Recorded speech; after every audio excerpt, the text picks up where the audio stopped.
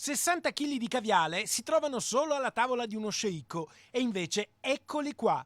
Sono gli investigatori del commissariato di Bassano ad aprire le scatole appena sequestrate. Un vero record per un valore sul mercato di almeno 60.000 euro. Le preziose uova di Storione erano state rubate alla Caviar Import di Gardigiano di Scorzè nel veneziano.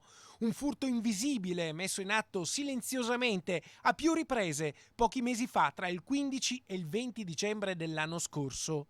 Il titolare dell'azienda, un iraniano di 55 anni, aveva fatto denuncia. Le indagini sono partite immediatamente, fino al 25 febbraio, quando la polizia con un blitz, assieme all'ULS, ha trovato il caviale nel capannone di un'azienda di trasporti di Cassola, che muove tonnellate di merce e che è del tutto estranea alla vicenda. Gli accertamenti eseguiti per adesso, che sono anche a buon punto, dovremo concludere nei prossimi giorni l'attività di indagine, sembrerebbe appunto evidenziare il non coinvolgimento diretto da parte della direzione dell'azienda. Ovviamente la prima cosa che hanno fatto gli investigatori è stato risalire ai mittenti della spedizione, ma anche ai destinatari. Crediamo appunto che ci siano più mittenti e più destinatari. I destinatari, che attendevano l'arrivo del caviale, sarebbero alcuni ristoranti di tutta Italia.